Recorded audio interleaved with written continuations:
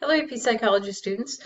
Today we're going to be looking at what I call, or what are known as seminal research studies. These are research studies that are just important for every psychology student to know about because they tell us something fundamental about human behavior, and they also were the catalyst for numerous other studies into human behavior. We also will be looking at ethics, both ethics for human research and ethics for animal research. Now, as we begin today, I'd like you to think about what would you do if you saw someone in need. A couple years ago, I was down in downtown Minneapolis. The skyways were very, very crowded, and there was a man stumbling through the skyways, and his uh, zipper on his pants was open, his shirt was partially unbuttoned. He looked like he was walking crooked, like part of his head was down, and he looked extremely distraught. He probably was about 28 or 29 years old. Now, I was with my daughters, and I knew something was up with this man, and I just was like, why isn't anyone helping? There's nobody that's like stepping in to help this man.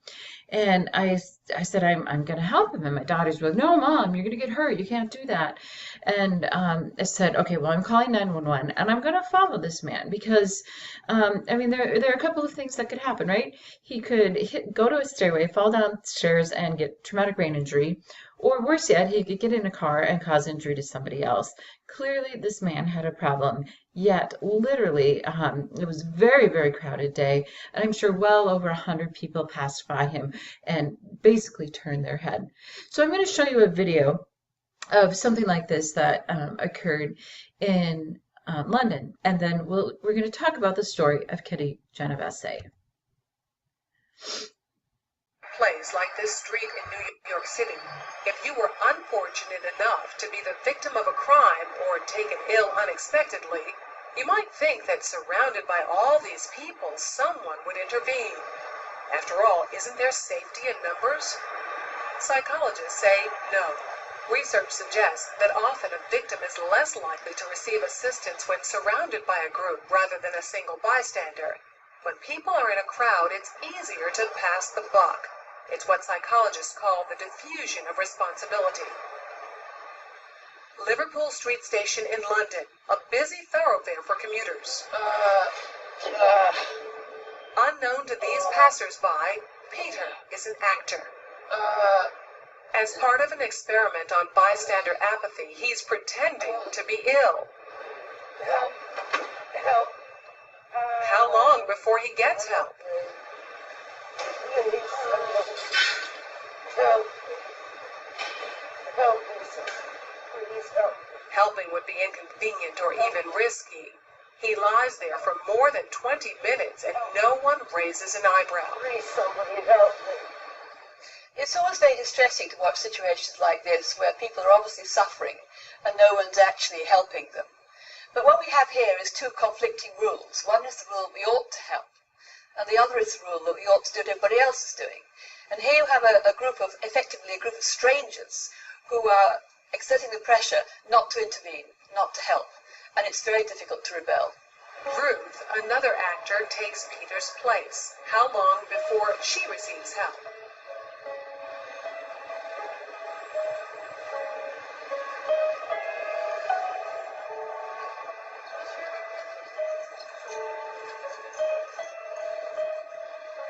Minutes later, and 34 people have passed without stopping. Well, people don't really want to know that they still got the time. Well, they have got the time, they just don't want to get involved. Unwittingly, these strangers have silently formed a temporary group with a rule: don't get involved. They're afraid to stand out from the crowd and won't take action if no one else does. This woman has clearly spotted Ruth, but she conforms to the rule and does nothing. Watch what happens, though, when someone else helps. You alright? You alright? Yes, thank you. Sure, you're a little bit clingy, you know what I mean? She suddenly finds herself in a different group with a new rule: to help. You wanna sit up? You alright, yeah? Sure. First I thought she was dead. Then I checked to see if she was breathing or not. And I looked around and I couldn't believe that nobody noticed her because there was a bloke sat there just absorbed reading a newspaper. This time, Peter's dressed as a respectable gentleman. Now that his dress is in keeping with those around him, how long before he's rescued? Hello, sir. How are you today? I'm alright. 6 seconds. She even calls him sir, and suddenly everyone's a good Samaritan. Do you suffer from epilepsy? No. Why you're lying on the floor in the rain? Because he's part of the right group. Everyone wants to help. I would just hate to be in his position of feeling ill and nobody helping and walking past, so I'd just like to check that he was okay. I thought, well, it's wet, so he must really be ill. He's going to ruin his suit anyway.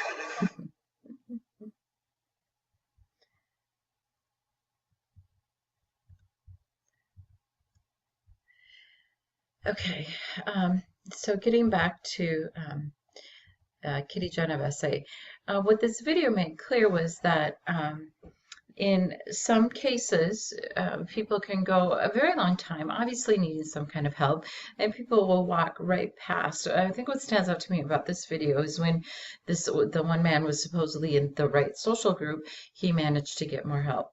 Well, all of this research on the bystander effect or bystander apathy or helping behavior, much of it was inspired by the story of Kitty Genovese. So I'm going to tell you her story quickly, and then we'll go on to look at the research study that confirmed what we call the bystander effect. So Kitty Genovese had gotten home from work. It was 1964, and she was 28 years old. She lived in Queens, New York, and she lived in this building right here. As she got out of her car, she noticed a man. His name, we later found out, was Winston Mosley. He approached her, and he began to stab her and rape her.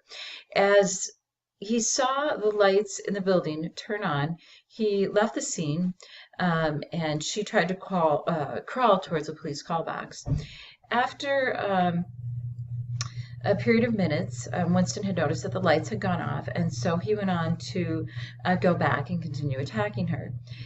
Yet again, the lights turned on, and Winston went back to his car, and she tried to crawl a little bit further to get help, and still no one came down to help her. Finally, the third time, he came back and he finished the job, so to speak, and he had stabbed her to death. It was at this time that someone finally called the police, and by that time, Kitty was dead. Now, the attacks had taken place over a period of 35 minutes, and the really surprising thing was that there were actually 38 witnesses to the crime. And so many people in New York called for those who were the witnesses to be held accountable in some way for not helping this poor woman. This would later on lead to laws like the Good Samaritan laws that obligate one to actually help if they are able in a situation and not be subjected to a lawsuit.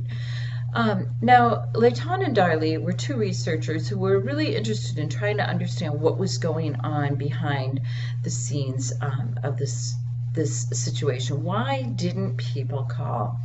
And so as we look at the first of these seminal research studies, let's take a look more closely at Layton and Darley's study.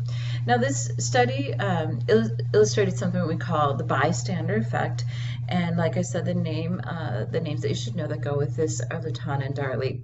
The way that they ended up designing the experiment was as followed.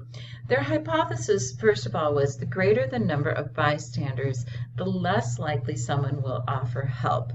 Now, we've talked about the independent and the dependent variable. Just think for a second here, what would be the independent and what would be the dependent variable? So basically, you take the hypothesis and you restate it in the form of a question.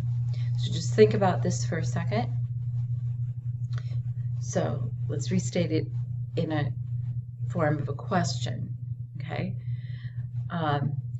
Does the number of bystanders cause a change in the likelihood that someone will offer help? So the IV then will be the number of bystanders, and the DV will be the likelihood of receiving help. So here's how the experiment was set up. They had students discuss adjustment to college life via a microphone. Now, what they had actually done was they had students pre-record their responses. one student per group was actually the subject in the experiment. So this is the person who we're watching to see how they're going to respond. The others are what we call confederates of the researcher. So confederates is a word you can underline.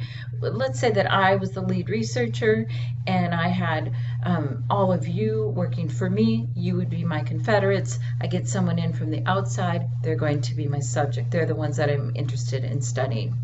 The group sizes were 2, 3, and 5. So what this means is that in one situation there was just the subject who was listening to the other person who was a confederate of mine. In another situation there was the subject who is being watched, and then 2 other people, and the group size of 5 was the subject and 4 other people. Now, as I said, the responses of the confederates are recorded, including one student, the student who said that he had a seizure disorder. So he told the students, and by the way, they were all supposedly, according to the subject, or what the subject knew, they were set up in different rooms that were adjacent to one another so that they could have confidentiality. One of the students tells the subject right away, I have a seizure disorder, you know, and I'm kind of worried about it while I'm in college here because if I get really stressed out, I might have a seizure. And then he starts to have a seizure, and it's quite obvious if you look at the transcript or the script of what was going on. The subject clearly know that the student was having a seizure. So then the response time and the percent of respondents was measured. Here were the results.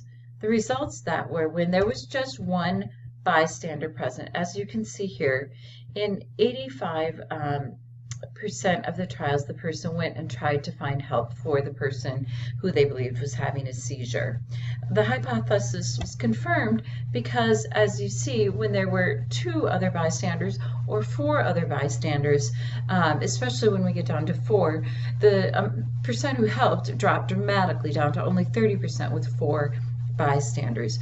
Now, in the debriefing that followed and in the discussion that followed, the reason why this is believed to occur is something we call diffusion of responsibility. It's not that they didn't feel nervous or uncomfortable with the situation, but for a variety of reasons, they thought, well, someone else will do it. And think about that. How many times have you thought to yourself when you've seen someone perhaps on the side of the road or in the hallway needing help, well, someone else will help them. So that is the primary key. But we are also, as the video that we looked at demonstrated, impacted by our perceived similarity to the victim. So let's say you're even like walking down the hall and you see someone who's very much like you, maybe someone you don't know, but they have a big pile of papers and they drop them and they spread all over the hallway. If you see yourself as similar to that person, you're likely to help them, maybe even if there is a crowd around.